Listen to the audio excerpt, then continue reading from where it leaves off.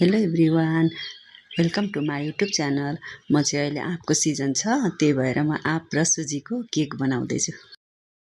यसको लागि मैले 200 ग्राम सुजी लिएँ। सुजीलाई मिक्सरमा राम्ररी पिसेर पाउडर बनाएँ। त्यो पाउडर चाहिँ मसिनो हुनुपर्छ। त्यसपछि मैले स्वादअनुसार चिनीलाई पनि मिक्सरमा पिसेर पाउडर बनाएर त्यसमा राखेँ। त्यसपछि मैले 2टा आँप लिएँ। आँपलाई पनि मजाले मिक्सरमा पेस्ट बनाएँ। त्यो पेस्ट चाहिँ धेरै पातलो हुनु हुँदैन, त्यसलाई पनि मैले त्यसमा राखेँ। त्यसपछि मैले हाफ कप ओइल लिएँ। ओइललाई पनि त्यसमा राखेर सबलाई राम्रोसँग मिक्स गरेर मैले फेटेर बेटर बनाएँ। बेटर बनाइसकेपछि त्यो बेटर अलिकति बाक्लो जस्तो हुन्छ। त्यसपछि मैले 1 कप दुध लिएँ।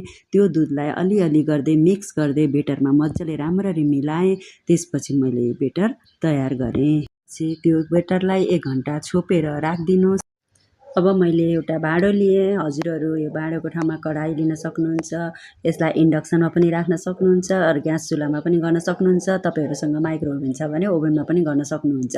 अनि मैले यो भाँडोमा नुन राखेँ। त्यो नुन चाहिँ मैले पहिले पनि युज गरिसकेको नुन हो। अब यसलाई चाहिँ भाँडामा राखेर 10 मिनट जति यो भाँडालाई छोपेर प्रिहिट गर्नको लागि छोडिदिनु पर्छ। अब यो बेटर राखेर राखेको 1 घन्टा भइसकेको छ। अब मैले यसमा 1 चम्मच बेकिङ पाउडर अनि आधा चम्मच बेकिङ सोडा राखेँ। अब यस बेटरलाई राम्ररी फेटेर राखेको छु। अब बेटर तयार भइसकेपछि मैले आफ्नो केकको मोल्ड लिएँ। केक बनाउने मोल्डमा मैले थोरै बटर राखेर त्यो बटर चारैतिर मोल्डको चारैतिर लगाएँ। यस्तो गर्दाखेरि हाम्रो केक टाँसिँदैन र केकको टेस्ट पनि राम्रो आउँछ। त्यसपछि मोल्डमा मैले केकको बेटर राखेँ। बेटरलाई यसरी हातले मिलाएर सबैतिर चारैतिर मिलाएर राखिसकेँ। अब यो बेटर केक बन्नको लागि तयार भइसकेको छ।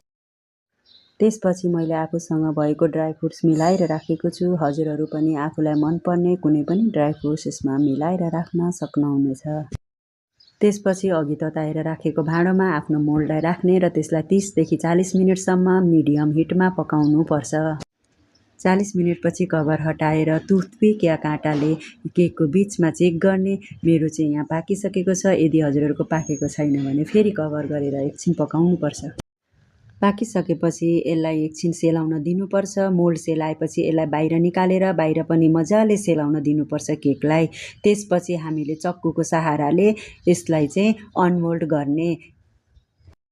चक्कुको सहाराले केकलाई अनमोल्ड गरिसकेपछि हामीले एउटा प्लेट लिने र त्यो प्लेटमा बिस्तारै उल्टो गरेर केकलाई निकाल्ने। यो केक बनिसकेको छ। यसलाई सेलाउन दिनुहोस्। हेर्नुहोस् त, यस्तो बनिसकेको छ हाम्रो केक। कति स्पन्जी बनेको छ। हजुरहरू पनि यो बनाएर ट्राई गर्न सक्नुहुन्छ। Thank you for watching.